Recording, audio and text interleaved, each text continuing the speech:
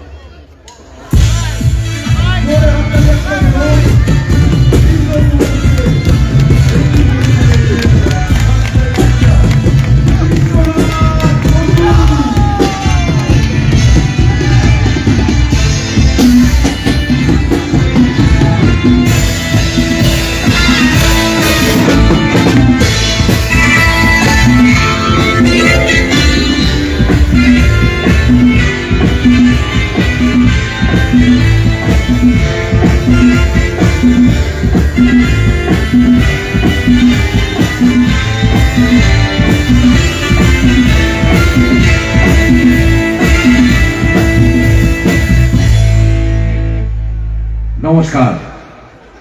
সবাই বলে যে আমার এখানে এসে খুব ভালো লেগেছে। এরকম বলার কোনো কারণ নেই, কারণ এটা আমার শ্বশুর বাড়ি নয় যে বড় রান্না বান্না হয় রাত্রিবেলা, বা আমার শালীর এখনো বিয়ে হয়নি। তুমি এবার একটু সাইড হয়ে যাও। তোমার যদি চেঁচানোর ইচ্ছা হয়, তুমি 1 জুনের আগে যে কোনো একটা কেন্দ্রে চলে যাও, চেঁচাও ওখানে। সবাই বলে আমার এখানে এসে ভালো লেগেছে, কিন্তু ভালো লাগার একটা এই পড়ে যাবে না তো এটা? না না পড়বে না। মানে আমি আমার কারণে বলছি আর কি, ওর কারণে না।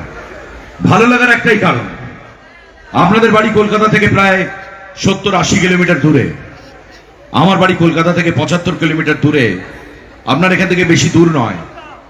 আমার বাদুড়িয়া থানার অন্তর্গত আরবেলিয়া গ্রাম, আমার বসিরহাটের কাছে বাড়ি। আমি সেখানেই বড় হয়েছি, 18টা বছর ওখানে ছিলাম। সেখানেই আমার জীবনের পথ চলা শুরু। সেখান থেকে 96 সালে কলকাতা শহরে গিয়েছিলাম স্কটিশ চার্চ কলেজে পড়তে। পড়াশোনায় খুব একটা খারাপ ছিলাম না, বাংলায় অনার্স করেছিলাম, ক্যালকাটা ইউনিভার্সিটি থেকে মাস কম করেছিলাম।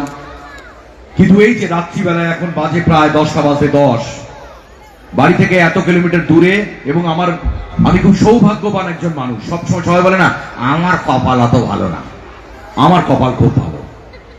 আমি জীবনে যা চেয়েছি তার থেকে অনেক বেশি পেয়েছি।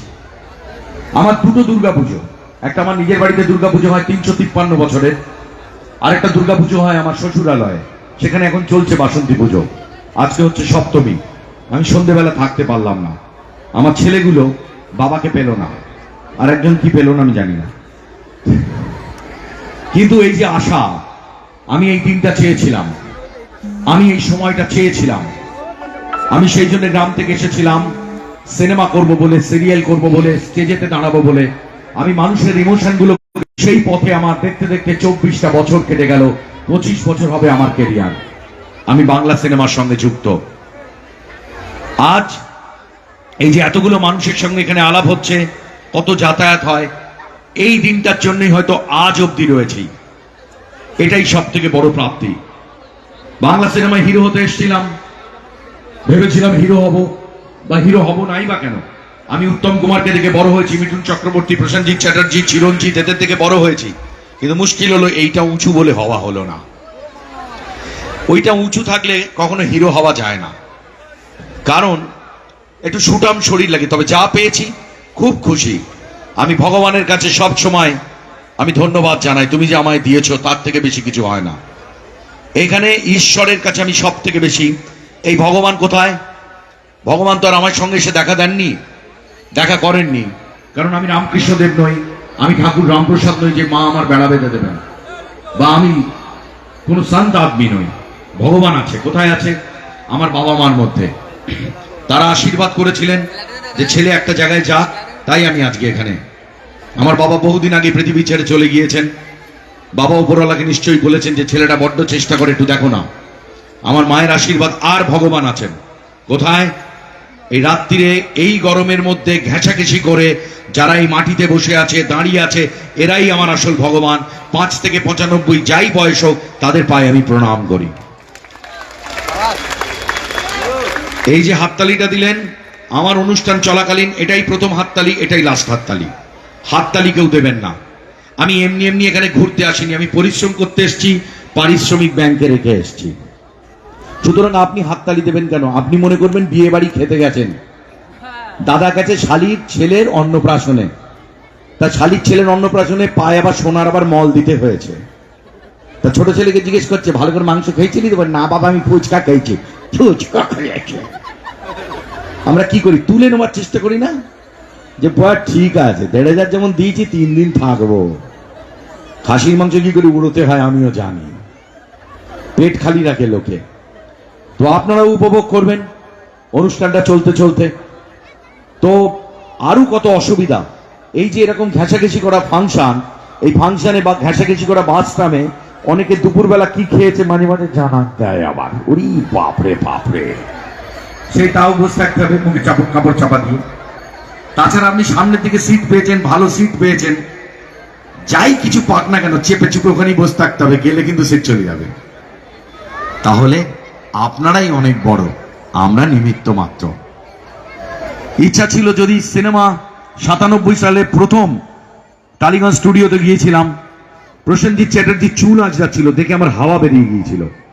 কি দেখতে, কি গ্ল্যামার, আমি এখানে পারবো কি করে, একটা গাল ফুলো মোটা সোটা মাল। কিন্তু ভগবানের অন্য উদ্দেশ্য ছিল, তিনি পারিয়েছেন। তো বুম্বাদাকে দেখার পরে তখন ভাবতাম যে কি করে সম্ভব, কিছু তো একটা করতে হবে। তখন বেছে নিয়েছিলাম গান। আমার সময়, বড় হওয়ার সময় খুব কণ্ঠীরা ছিলেন, যেমন কিশোর কণ্ঠী, গৌতম ঘোষ, মিতা চ্যাটার্জি, আমাদের আশা ভোসলের গান করতো আমার বন্ধু জোজো, উষা উত্তুম বা আশা ভোসলের গান অসাধারণ, জোজোর নিজেরও গান আছে। মোহাম্মদ রফি গান করতেন, মোহাম্মদ আজিজ, কুমার শানু, কিশোর কুমার কণ্ঠী ছিলেন। তো আমি ভাবলাম দেখি না আমি এরকম গান করতে পারি কিনা। কোথায় গাইবো? এই স্টেজেতে, না হলে হোটেলে বারেতে, আর কিছু না হলে গাইবো ট্রেনেতে। দেখেছেন কত মানুষ ওঠে গান গাইতে, সেরকম গান গাইবো। এই প্রফেশনে থাকবো, মানুষকে এন্টারটেন করব। তো মা দুর্গা মুখ তুলে চাইলো, আমাকে অনেক দিন দিয়েছে। গান দিয়ে অনুষ্ঠান শুরু করছি। এই অনুষ্ঠানে এত মানুষ এসেছে, হাজার হাজার মানুষ।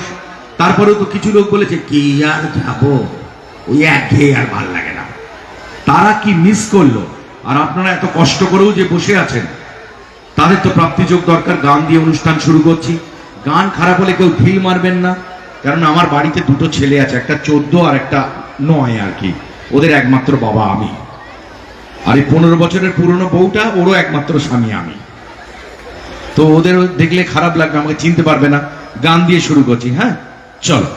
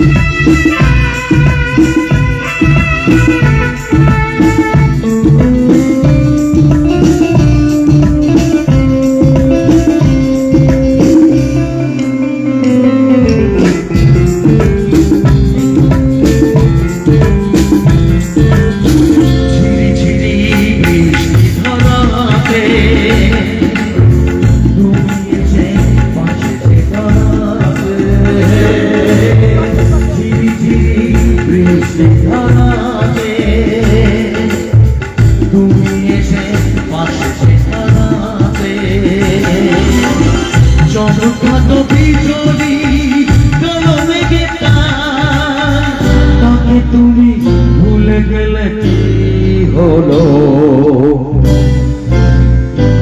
এই শ্রাবণের সন্ধ্যাবেলা, এই শ্রাবণের সন্ধ্যাবেলা তুমি এলে না, কেন এলে না?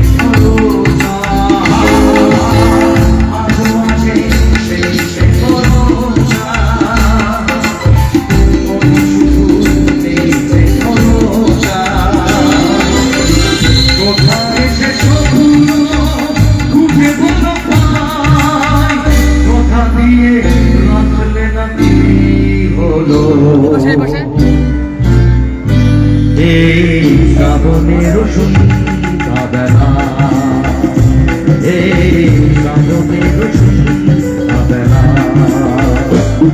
তুমি এলে